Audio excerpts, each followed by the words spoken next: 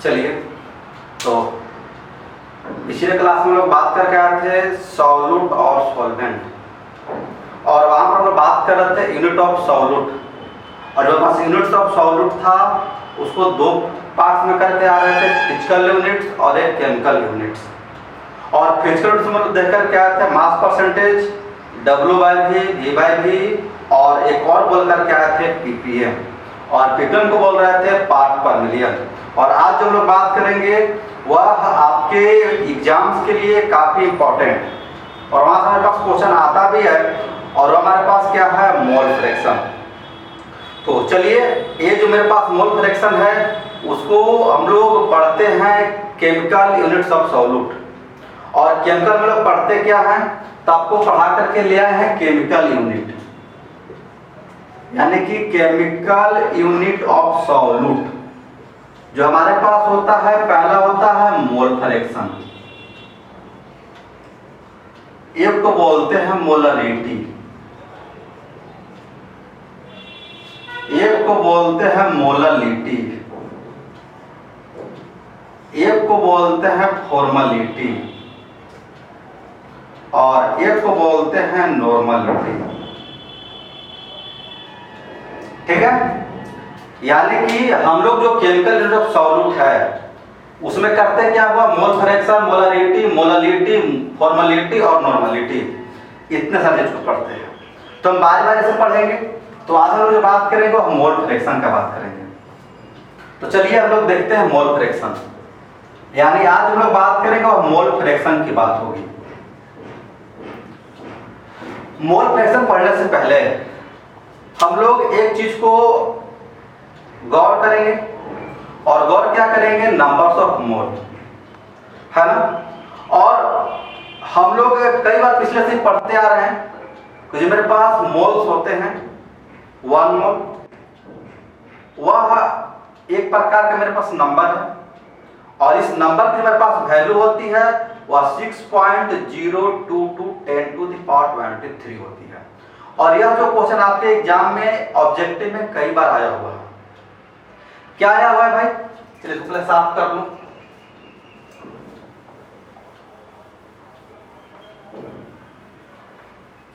आपको जो मेरे पास क्वेश्चन आया हुआ है वह आया हुआ है 1 मोल इक्वल टू जो हमारे पास होता है 6.022 10⁻23।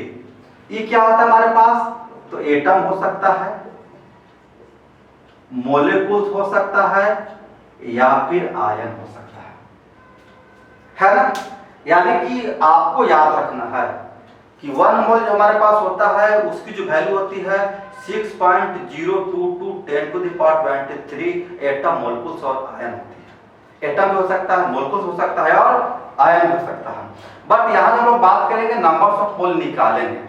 मेरे पास कोई भी कंपाउंड्स ऐसे हैं जिनको हमें करना क्या पड़ता है, तो उसके गिवन मास के सहायता से निकालते हैं। ये जो मेरे पास वैल्यू फिक्स किया हुआ रहता है, बट पहले आपको सिखा दूं कि नंबर्स ऑफ मोल निकालते कैसे हैं। तो अगर आपको नंबर्स ऑफ मोल निकालना है, तो नंबर्स ऑफ मोल निकालने के लिए हमारे पास क्या होता है, मेरे पास भाई तो होता है गिवन मास, बाय में क्या होता है मोलर मास। ठीक है, इसी को अगर रखना चाहेंगे तो नंबर्स ऑफ मोल को कैपिटल स्मॉल एल से दिखाते हैं, और जो गिवन मास है उसको W से, और जो मोलर मास है उसे A से दिखाते हैं। यानी आपको याद रखना है N बराबर क्या होगा, W/M। W हमारे पास क्या है भाई, तो मेरे पास गिवन मास है, M क्या हमारे पास है, मोलर मास है। हल्का सा यहाँ पर बता दूं, मोलर मास और मोलिकुलर मास थोड़ा सा डिफरेंस है। तो मेरे पास मोलिकुलर मास होता है वह हमारे पास एटॉमिक, मतलब उसको बोलते हैं एटॉमिक मास यूनिट, यानी उसकी जो मेरे पास यूनिट होती है वह एटॉमिक मास यूनिट के फॉर्म होती है ना। बट जो मेरे पास मोलर मास होती है वह हमेशा ग्राम में होती है। इसलिए आपको करना क्या है कि आपको जो हमेशा मोलर मास से रखना है। मोलिकुलर और मोलर ऐसे दोनों सेम ही होते हैं, बट आपको मोलर के लेके चलना है। क्यों लेके चलेंगे, क्योंकि जो मोलर मास होती है हमारे पास किसमें होती है, ग्राम में होती है। चलिए, तो हमारे पास n बराबर नंबर्स ऑफ मोल का जो मेरे पास फार्मूला आ गया, और फार्मूला कितना आ गया, W/M। चलिए क्वेश्चन करके निकाल देते हैं भाई। क्वेश्चन हमारे पास क्या है, calculate the number of moles of 5 gram NaOH। ठीक है, ये हमारे पास एक क्वेश्चन आ रहा है और क्वेश्चन क्या है कि calculate the number of mole of कितना हमारे पास 5 ग्राम किसका भाई, NaOH का। यानी हमारे पास NaOH जो मेरे पास गिवन मास किया हुआ है, कितना किया हुआ है 5 ग्राम। चलिए तो अगर हम सॉल्यूशन को चलेंगे तो गिवन मास कितना हमारे पास है 5 ग्राम है, और जो मेरे पास मोलर मास है ना, जो मेरे पास मोलर मास है वह कितना होता है भाई, तो NaOH का हम लोग निकालेंगे। कैसे निकालेंगे, तो Na का होता है कितना 23, ऑक्सीजन कितना हमारे पास 16 और हाइड्रोजन कितना हमारे पास होता है 1, यानी कुल मिलाकर कितना हमारे पास होता है 14 ग्राम। हमारे पास मोलर मास आ गया 40 ग्राम और जो गिवन मास है कितना मेरे पास है 5 ग्राम है। यानी अगर नंबर्स ऑफ मोल निकालना चाहेंगे, नंबर्स ऑफ मोल, तो कितना हो जाएगा मेरे पास W/m, यानी कि 5/40 कैंसिल हो जाएगा 1/8, यानी इसको डिवाइड करके जो भी हमारे पास आ जाए। यानी हमारे पास नंबर्स ऑफ मोल जो है स्टेप्स निकालते हैं और वो पढ़ना क्या है मोल फ्रैक्शन, और मोल फ्रैक्शन में नंबर्स ऑफ मोल हमें बार बार निकालने पड़ेंगे। ठीक है, तो अगर इस टाइप का क्वेश्चन हो तो उसको नंबर्स ऑफ मोल आप आराम से निकाल सकते हैं। तो चलिए हम लोग अब समझते हैं मोल फ्रैक्शन है क्या। चलिए पहले आपको हम सॉल्यूशन दिखा दूं एक बार फिर से, जिन विद्यार्थियों को हल्का सा सॉल्यूशन समझने में परेशानी हो तो हल्का सा वो समझ लेंगे, और उसको हम साइड में दिखा देते हैं ताकि आपको बार बार दिखा सकूं। सॉल्यूशन में पास होते कितना हमारे पास है, 2 को है, सॉल्यूट प्लस में सॉल्वेंट, यही है ना, सॉल्यूट प्लस में सॉल्वेंट। चलिए तो हम लोग इसी सॉल्यूशन का निकालेंगे मोल फ्रैक्शन। ऐसे मोल फ्रैक्शन का आप डेफिनेशन जान लीजिएगा क्या भाई, तो it is a ratio of numbers of moles of one component to the numbers of total components which present in solution। यानी क्या है लिख देते हैं, यानी मेरे पास मोल फ्रैक्शन क्या होता है भाई, तो it is a ratio of one component to the, it is a ratio of one component to the, हल्का सा मिस्टेक हो रहा है, it is a ratio of number of moles of, number of moles of one component,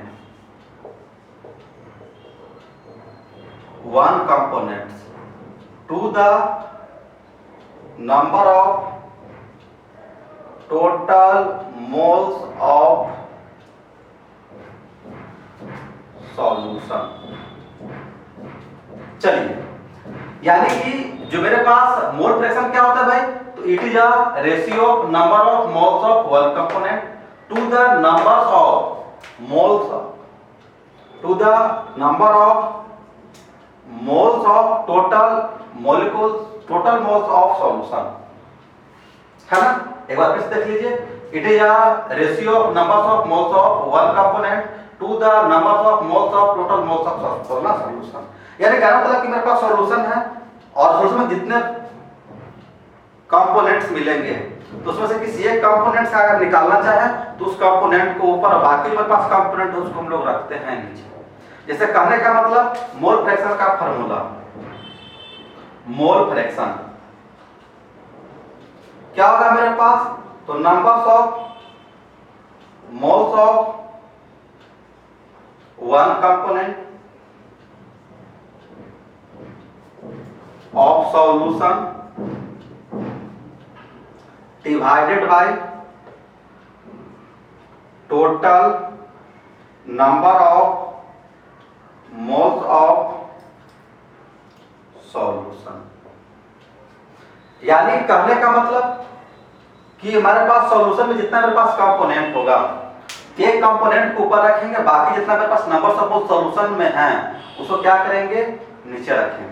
और जब दोनों को divide करेंगे तो मेरे पास रेशियो आएंगे, उसी को हम क्या बोलते हैं, तो उसी को बोलते हैं हम लोग मोल फ्रैक्शन। और मोल फ्रैक्शन हम बना करके दिखा रहे हैं। ऐसे नंबर्स ऑफ मोल को हम लोग डिनोट करके आए हैं स्मॉल m से, सॉरी स्मॉल n से। तो देखिए इसको हम लोग बना करके दिखाते हैं आपको कैसे बनाते हैं। एक बात और, मोल फ्रैक्शन को हम लोग डिनोट करते हैं x से, यानी इसको हम लोग लिख सकते हैं भाई it is denoted by x, है ना। चलिए तो हम लोग मान ले भाई कि हमारे पास सॉल्यूशन है, और सॉल्यूशन बनता कैसे हमारे पास सॉल्यूट से, और एक क्या हमारे पास बनता है सॉल्वेंट से। चलिए ये हमारे पास सॉल्यूशन ही बनेगा, बट हमने जो सॉल्यूट रख लिया A रख लिया, और सॉल्वेंट क्या रख लिया, B रख लिया, ठीक है। अगर दोनों का अगर नंबर्स ऑफ मोल हम निकालना चाहें तो मेरे पास नंबर्स ऑफ मोल जब निकालना चाहेंगे तो मेरे पास का नंबर्स ऑफ मोल कितना हो जाएगा, Na प्लस B, इधर क्या आ जाएगा मेरे पास Na। चलो इसको ऐसे ही रख, सॉल्यूशन में रहने दें, Na प्लस क्या आ जाएगा मेरे पास Nb। यानी मेरे पास जो सॉल्यूशन में नंबर्स ऑफ जो हमारे पास मोल्स होगा वह क्या होगा हमारे पास Na प्लस में Nb। अगर Na हम देखना चाहेंगे Na, तो Na में मेरे पास नंबर्स ऑफ मोल W/m। अगर Nb निकालना चाहेंगे तो मेरे पास क्या हो जाएगा W/m Ab होगा। तो जब Na मतलब क्या है, सॉल्यूट का है, यानी कि जो मेरे पास गिवन मास होगा A का, मोलर मास होगा A का, और फिर जब जाएंगे Nb में तो मेरे पास गिवन मास किसका होगा, B का, और मोलर मास किसका होगा, B का। यानी हमने किया क्या, तो सॉल्यूट का नंबर्स ऑफ मोल निकाल दिया। ये हमारे पास सॉल्यूट है और ये हमारे पास क्या है, सॉल्वेंट है ना। यानी हमने किया क्या, तो सॉल्यूट का और सॉल्वेंट का दोनों का नंबर्स ऑफ मोल निकाल दिया। अगर इसमें पास सॉल्यूशन का टोटल नंबर्स ऑफ मोल पूछेगा तो Na प्लस Nb होगा। अगर सेपरेटली अगर हम निकालना चाहेंगे तो WA/m और WB/Mb, ठीक है। अब इसको हम लोग निकाल कर दिखाते हैं कि मोल फ्रैक्शन निकालते हैं कैसे हैं। तो मेरे पास मोल फ्रैक्शन किसी एक का निकलता है, तो हमारे पास ये मेरे पास सॉल्यूशन में है क्या, सॉल्यूट है और सॉल्वेंट है।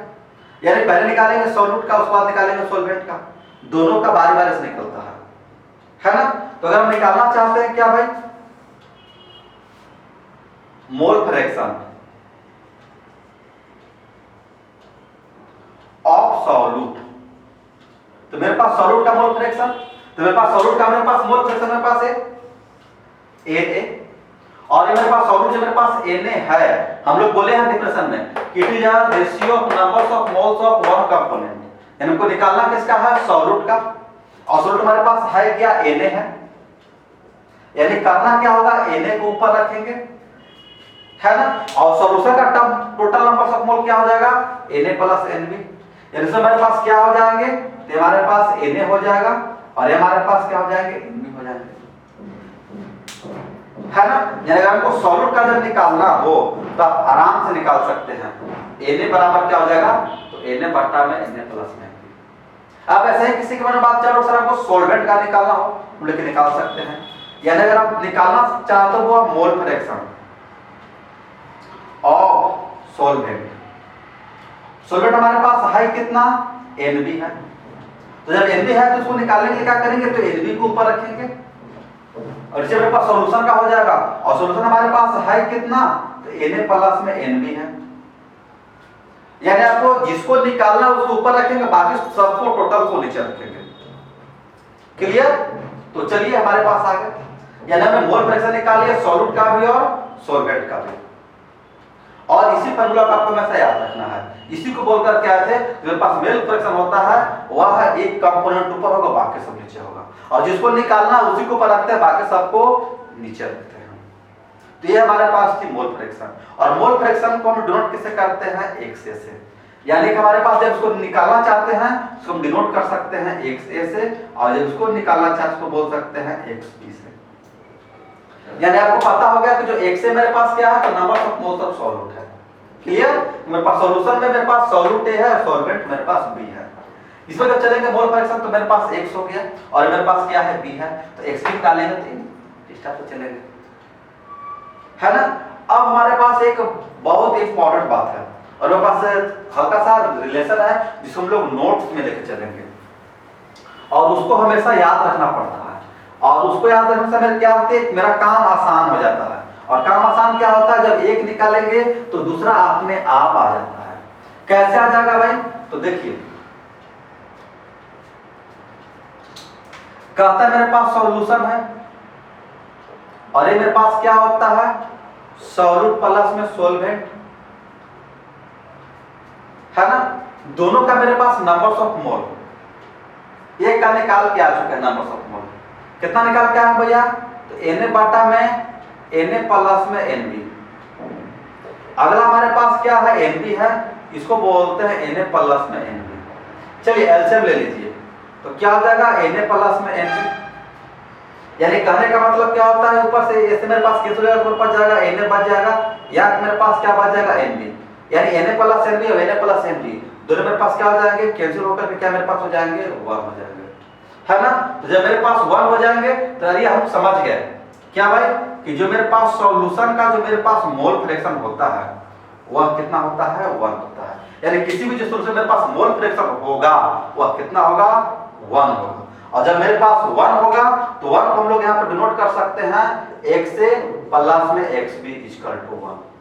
जो मेरे पास सॉल्यूशन होता है वह सॉल्वेंट से बनता है और सॉल्यूट से बनता है। तो मेरे पास सॉल्यूट है, मेरे पास सॉल्वेंट दोनों का मेरे पास क्या हो गया, 1 हो गया। यानी याद से आपको याद रखना है किसी मेरे पास सॉल्यूशन हो उसकी जो मेरे पास जो सम होगा, यानी इसमें जितना भी कंपोनेंट हो, ऐसे मेरे पास कंपोनेंट 2 ही मिला थे, सॉल्यूट मिला थे, सॉल्वेंट मिला थे। अगर और हम इसको मिलाना चाहते हैं तो मिला सकते हैं, है ना। तो जितना मिलाएंगे उतना मेरे पास बनेगा।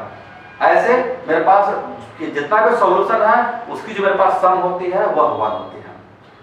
अगर हम यहां से और निकालना चाहेंगे तो निकाल सकते हैं। कैसे, x को रखेंगे, xb को उधर रखेंगे, xb को रखेंगे, x रखेंगे, मतलब दोनों से किसी एक को निकाल लेंगे तो अगला हमें अपने आप हो जाता है। यानी करने का मतलब क्या जाता है, मेरे पास x है तो क्या हो जाएगा 1 माइनस में xb। क्लियर? अगर xb हम निकाल लूं तो मेरे पास क्या हो जाएगा 1 माइनस में x है।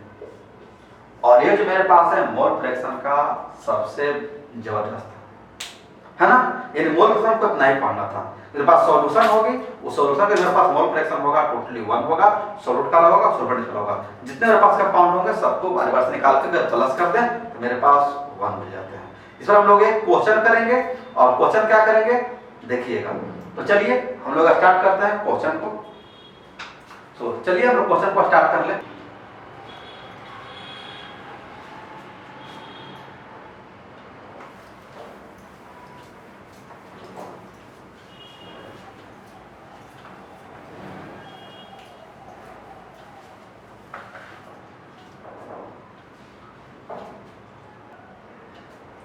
चलिए तो देखिए क्वेश्चन मेरे पास क्या है, तो कहता हुआ calculate the mole fraction if 2.5 gram of acetic acid dissolve in, है ना, dissolve in 25 gram of benzene. चलिए तो हम लोग स्टार्ट करते हैं क्वेश्चन बनाने के लिए। फिर से क्वेश्चन को पढ़ लो। क्या कहता है हमारे पास भाई, calculate the mole fraction of calculate the mole fraction if 2.5 gram of acetic acid dissolve in 25 gram of benzene.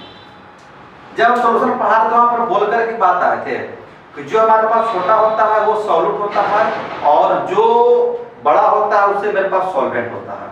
यानी जो मेरे पास यहाँ पर है ये मेरे पास हो जाएगा सॉल्यूट हो जाएगा और ये मेरे पास क्या हो जाएगा, सॉल्वेंट हो जाएगा, है ना।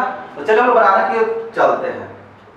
तो पहले हम लोग क्लियर करें मेरे पास सॉल्यूट कौन है, सॉल्वेंट कौन है। तो मेरे पास कम है तो लगता है कि जो मेरे पास सॉल्यूट है वह लगता है कि एसिटिक एसिड है, और वो हमारे पास है कितना 2.5 ग्राम है। ठीक है, सॉल्वेंट मेरे पास कौन है, तो सॉल्वेंट हमारे पास है 25 ग्राम, है ना। और ये हमारे पास क्या है, बेंजीन है, ऐसे लिख देते हैं। सॉल्वेंट मेरे पास क्या है, बेंजीन है, और ये हमारे पास है कितना 25 ग्राम, है ना। हम लोग को पता है मोल फ्रैक्शन कैसे निकालते हैं, क्या भाई, तो numbers of mole of one component by the total numbers of moles of solution. जो मेरे पास मोल फ्रैक्शन होगा वह क्या होगा, numbers of moles of one component, एक कंपोनेंट, और बाय में क्या होगा, total numbers of moles of solution. यानी उस सॉल्यूशन में पास टोटल नंबर कितना होगा, है ना। यानी हमें करना क्या होगा, बारी बारी से निकालना होगा सबका, सॉल्यूट का अलग निकालना होगा, सॉल्वेंट का अलग निकालना होगा। निकाल करके दिखाते हैं। तो पहले हमें करना क्या होगा, नंबर्स ऑफ मोल निकालने होंगे।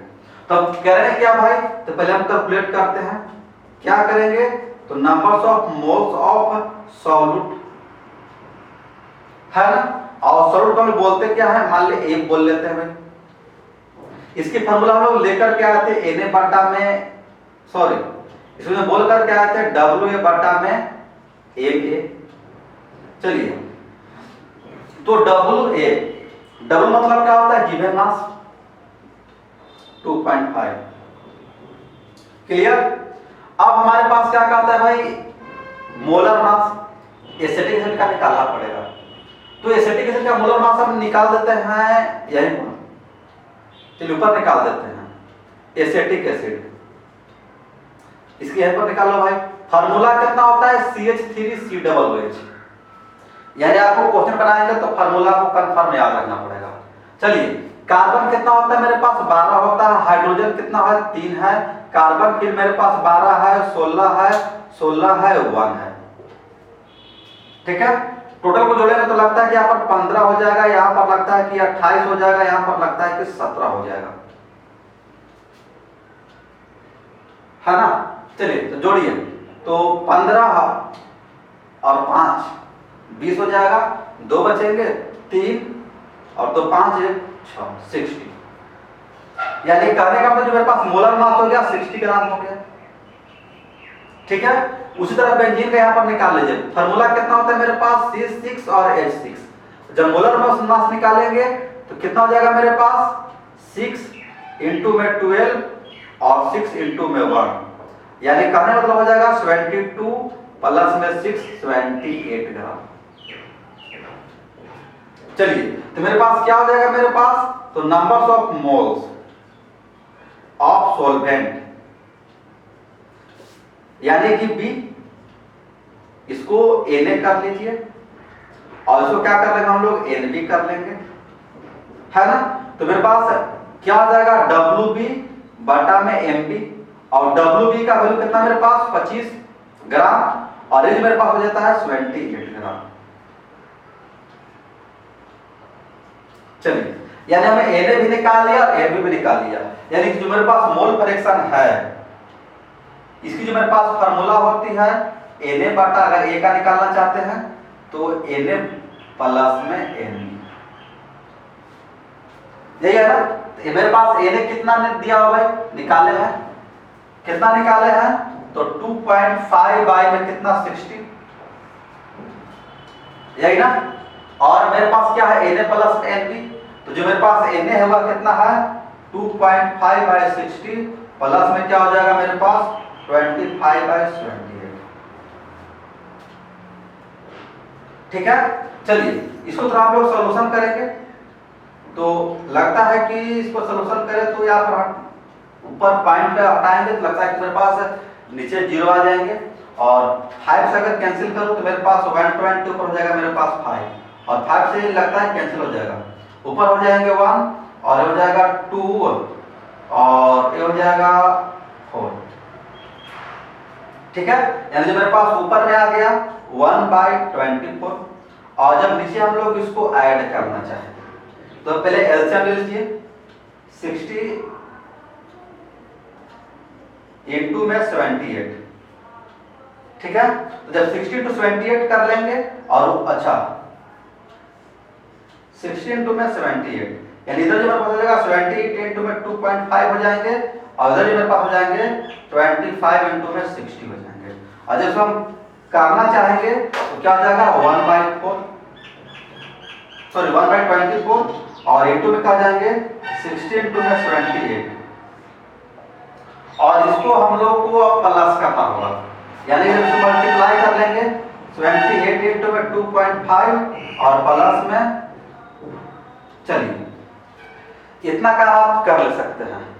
यानी इसको आप सॉल्यूशन करेंगे और सॉल्यूशन करके जो हमारे पास आएंगे वही मेरे पास क्या है आंसर। ऐसे सॉल्यूशन बहुत ज्यादा है जिसको मल्टीप्लाई करने के बाद टाइम लगेगा, है ना। तो इसको आप इस टाइप से सॉल्यूशन कर लेंगे। तो हमारे पास नहीं मिला क्या, यहाँ पर x से मिला, यानी जो हम सॉल्यूशन करके ले आएंगे हमारे पास क्या मिल जाएगा, x से मिल जाएगा। और जब x भी निकालना होगा तो x भी निकालने के लिए क्या कर लेंगे हम लोग 1 माइनस में x से,